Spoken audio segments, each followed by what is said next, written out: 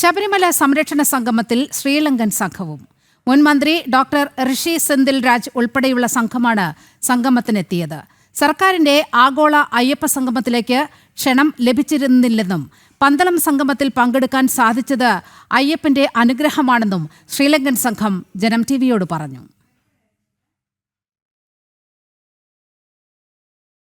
ശബരിമല സംരക്ഷണ സംഗമത്തിൽ യഥാർത്ഥ വിശ്വാസികളും അതോടൊപ്പം തന്നെ യഥാർത്ഥ വിദേശത്തു നിന്നുള്ള ആളുകളും തീർത്ഥാടകരും അല്ലെങ്കിൽ അയ്യപ്പ ഭക്തരും പങ്കെടുക്കുന്നു എന്നുള്ളത് തന്നെയാണ്. അല്ലാതെ സർക്കാരിൻ്റെ അയ്യപ്പ സംഗമത്തിലേതുപോലെ കണക്കുകൾ മാത്രമല്ല. ഇവിടെ ശ്രീലങ്കയിൽ നിന്നുള്ള അയ്യപ്പ ഭക്തർ, അതും ശ്രീലങ്കയുടെ മുൻ മന്ത്രിയും അവിടുത്തെ പാർട്ടി ലീഡറുമായിട്ടുള്ള ഡോക്ടർ ഋഷി സെന്തിൽ രാജ് ഉൾപ്പെടെയുള്ള തീർത്ഥാടകരാണ് ഇവിടെ എത്തിയിരിക്കുന്നത്. സ്വാമി ശരണം സ്വാമി. எப்படி இந்த பரிபாடியை பற்றி தெரிஞ்சிருக்கீங்க? அதாவது சாமி, இலங்கையில் இதை பற்றி நிறைய விடயங்கள் பேசினாங்க. இங்கேருந்து இருக்கிற எல்லா அமைப்புகளும் எங்களுக்கு அதுக்குரிய விஐபி அழைப்புதலை கொடுத்தாங்க எங்களை வர சொல்லி. அதனால் இந்த இடத்துக்கு வாரது மிகப்பெரிய பாக்கியமாக கருதுகிறோம்.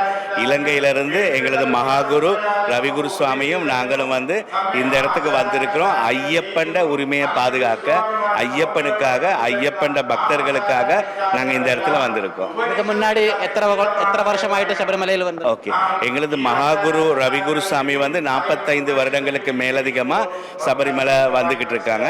நான் வந்து 40 வருடமாக சபரிமலைக்கு வந்து கொண்டிருக்கோம். 40 வருடமாக எங்களது ஆதி குருநார் காணா ரவீந்திரகுமார், எங்களோட ஆதி குருநாதர், அவர் தான் இலங்கையில் சபரிமலை வழிபாடை தொடங்கினது. அவர் தொடங்கி இது 50வது வருடம். அந்த 50வது வருடத்தில் நாங்கள் வந்து இங்கே கேரள தேசத்தில் இங்கே பந்தளத்தில் வந்து இதில் பங்கு பெற்றதில் மிகப்பெரிய பாக்கியமாக கருதுகிறோம். நாங்கள் 2 ദിവസം முன்னாடியா கேரள சர்க்காரோட ஒரு ஐயப்ப சங்கமம் பம்பையில் நடந்திருக்கு. ஆமாம், அது ஏதாவது இன்விடேஷன் கிடைச்சா? இல்லை, அதில் எங்களுக்கு பெருசாக வரலை. ஏன்னா இங்கே வந்து இப்போ சர்வதேச ரீதியாக நாங்கள் வெளிநாடுகளில் இருக்க நேரம் அதுக்குரிய சரியான ஒரு கம்யூனிகேஷன் இல்லாமல் இருக்குது. இனி வரும் காலங்களில் நாங்கள் எதிர்பார்க்குறோம் எல்லா சபரிமலைக்கு வர எல்லா நாடுகளில் இருக்கிற முக்கியமான பிரதிநிதிகளை எல்லாரும் அழைக்கணும். அழைச்சி இப்போ நீங்கள் உங்களோட அமைப்புகள் செய்கிற மாதிரி அழைச்சிங்கன்னு சொன்னால் அது மிகப்பெரிய உலக ரீதியாக மிகப்பெரிய பலமாக இருக்கும். ரொம்ப நன்றி சாமி. சாமி, சபரிமலையோட பேர் ஸ்ரீலங்கையில் எத்தனை பிரமாதமாக இருக்கு? சபரிமலை இப்போ வந்து நாங்கள் வந்து 45 வருஷமாக வரக்கூடிய ஒரு பாக்கியம் ஐயப்பங்களுக்கு கொடுத்துருக்காரு. இருந்தாலும் நாங்கள் இவ்வளோ காலமும் ஸ்ரீலங்காவில் வரக்கூடிய சாமிகள் நிறைய பிரச்சனைகளை சந்தித்து கொண்டு எங்களுக்கு தரிசனம் நிறைய சிக்கல்கள் உண்டு. அதே போல் நாங்களும் ஸ்ரீலங்காவில் சபரிமலை ஐயப்பா சேவா சமாஜியம் என்ற சங்கத்தை ஸ்ரீலங்காவில் ஆரம்பித்து எமது ஈரோடு ராஜன் அந்த செக்ரட்டரி அவரின் மூலமாக துரைசங்கர்ஜி இலங்கைக்கு அந்த மாநாட்டிற்கு வந்து கலந்து கொண்டார்கள். அதே போல் ராஜன்ஜி அவர்களும் துரைசங்கர்ஜி சேர்ந்து வந்த ஒரு பொன்னான நாள். அதன் பிறகு ராஜன்ஜி அந்த மாநாட்டில் கலந்து கொண்டு சிறப்பாக அந்த மாநாட்டை கலந்து சிறப்பித்தார்கள்.